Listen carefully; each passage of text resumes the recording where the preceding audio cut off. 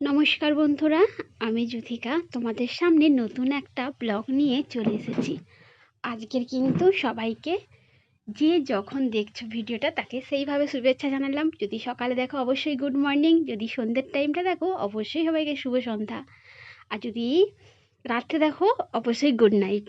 তো সব কিছু দিয়ে তোমাদের সঙ্গে কিন্তু আজকের আমি এই নতুন ব্লগটা শুরু করলাম। আর এই ব্লগটা আমি কিন্তু সন্ধ্যের টাইমের ব্লগটাই তোমাদের সঙ্গে শেয়ার করছি। ছেলে তো সন্ধ্যের টাইমটা দেখছো যে ও সাইকেল চড়ছে, তারপরেও তো আসবে পড়তে, তারপরে ওর জন্য খাবার বানাতে হবে। আজকের একটা খাবারের রেসিপি তোমাদের সঙ্গে শেয়ার করব বলে এলাম। আজকে দেখো এই যে আমি চাউমিনগুলো ভিজিয়ে রাখছি। তো গরম জলে ওটাকে আমি প্রথমে সিদ্ধর মতো করে নিলাম। তারপরে এদিকে আমি আলু, শসা, পেঁয়াজ সঙ্গে ডিম সব কিছু কিন্তু ভাজছি। তোমরা কি ভাবছো আজকের আমি চাউমিন বানাচ্ছি? হুম, আজকের কিন্তু আমি চাউমিন বানাচ্ছি না, বানাচ্ছি ছেলে যেটা দোকানে গেলে খেতে সবচেয়ে বেশি পছন্দ করে স্প্রিং রোল, সেটা বাড়িতেই আমি বানাচ্ছি। যদিও আমি নিজের মতো করে বানাচ্ছি। যারা এভাবে বাইরের খাবার দিতে চাও না ছেলেদের দিকে, তাদের দিকে অবশ্যই ঘরে বানিয়ে খাওয়াতে পারো। এদিকে তো আলু ভাজা আমার হয়ে যাচ্ছে, সঙ্গে দেখো আমি একটু ময়দার ডো বানিয়ে নিচ্ছি। ময়দাটাকে একটু হালকা নুন দিয়ে আর মিষ্টি একটু তেল দিয়ে ভালো করে এই গোল গোল রসগোল্লার মতো করে নিলাম ডোগুলোতে। তো এইভাবে আমি একটু বেলে নিলাম। আমি কিন্তু বাইরের খাবার ছেলে খেতে পছন্দ করে, আর বিশেষ করে এই খাবারগুলো ভীষণই পছন্দ করে। তার জন্যই আমি বাড়িতে মাঝে মাঝে নতুন কিছু চেষ্টা করি ওকে বানাতে, যাতে ও খেতে পছন্দ করে। এগ রোলটা তো বাড়িতে বানানোও হয়, কিন্তু এটা যখন ও স্প্রিং রোলটা দোকানে খেয়েছিল খুব ভালো লাগছে, মা বাড়িতে করবে না? অবশ্যই বাড়িতে বানিয়ে দেবো, কারণ ছেলে পছন্দ করে তো তার জন্য।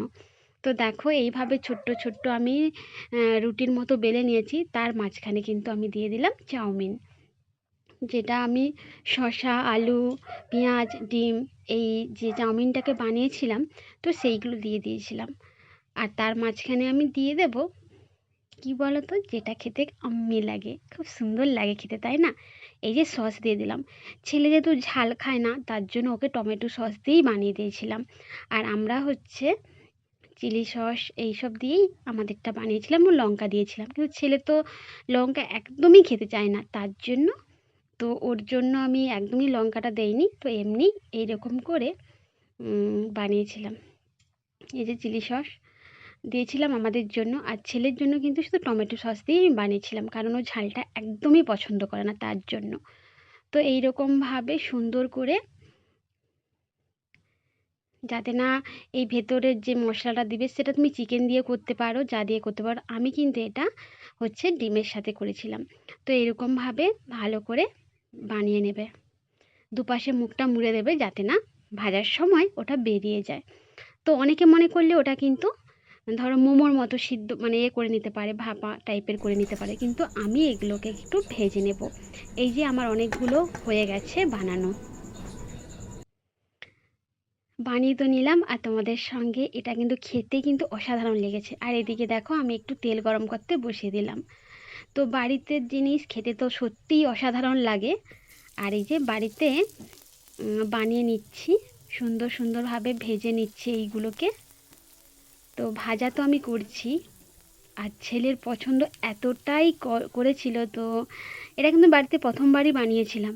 কারণ ও দোকানে খাবারটা খাওয়ার পর বাড়িতে যখন বলল, আর সেটাই আমি বললাম যে ঠিক আছে, এটা আমি বাড়িতে বানিয়ে দেব এবং তোমাদের সঙ্গে শেয়ার করব।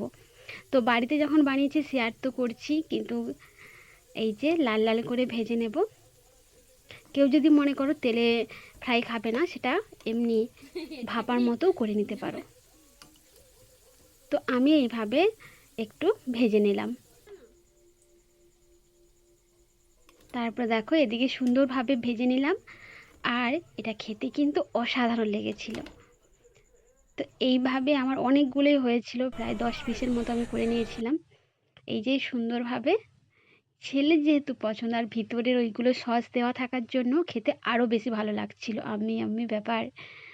তো বন্ধুরা, এই ভিডিওটা কেমন লাগলো তোমাদের সেটা অবশ্যই জানিও, আশা করি তোমাদের ভালো লাগলো। আর ভালো লাগলে অবশ্যই কমেন্ট আর লাইক করবে আর পাশে থেকো। নতুন নতুন ভিডিও দেখার জন্য অবশ্যই আমার পাশে থেকো। এখানেই আমার ভিডিওটা শেষ করলাম। সবাইকে টাটা।